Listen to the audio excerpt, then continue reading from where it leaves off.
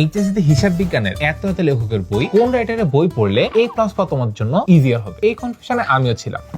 প্রথমে কথা বলবো প্রফেসর মোহাম্মদ ওয়ালিউল্লাহ স্যারের বইটাকে নিয়ে। ইচ অ্যান্ড এভরি কনসেপ্ট যেটা এই বইয়ে লেখা আছে, যে কেউ একা একা পড়েই বুঝতে পারবে। প্রত্যেকটা চ্যাপ্টারে এনাফ উদাহরণ দেওয়া আছে ম্যাথ প্র্যাকটিস করার জন্য। এই বইগুলোতে এত এমসিকিউ দেওয়া আছে যে নিজে নিজে প্র্যাকটিস করলে তুমি এইচএসসি তে এমসিকিউ এ জীবনেও আটকাবা না। এবার আমরা কথা বলবো দীপক কুমার নাগ স্যারের বইটাকে নিয়ে। ফর এক্সাম্পল, জাবেদা হচ্ছে একটা চ্যাপ্টারের একটা পার্ট। এই বইটা এভাবে সাজানো যে জাবেদা আগে ফার্স্ট জিনিসটা পুরোপুরি বুঝাবে, এরপরে উদাহরণের পরে অনুশীলনের জন্য প্র্যাকটিস ম্যাথ দেওয়া, এবং সবচেয়ে মজার পার্ট হচ্ছে এই জাবেদা থেকে যতগুলো এমসিকিউ আসা পসিবল সেটাও দেওয়া। সেভাবে প্রত্যেকটা চ্যাপ্টারের প্রত্যেকটা পার্টকে নিয়ে আলাদা আলাদা ম্যাথ প্র্যাকটিস, আলাদা আলাদা সিকিউ সমাধান দেওয়া আছে, যার জন্য এই বইটা যদি কেউ কমপ্লিটলি শেষ করতে পারে তার সিকিউ প্র্যাকটিসের একটা কমপ্লিট সলিউশন হবে এই বইটা দিয়ে। হিসাব বিজ্ঞানের জন্য কোন লেখকের বই বেস্ট সেটা তো এই ভিডিওতে জেনেই গেলাম।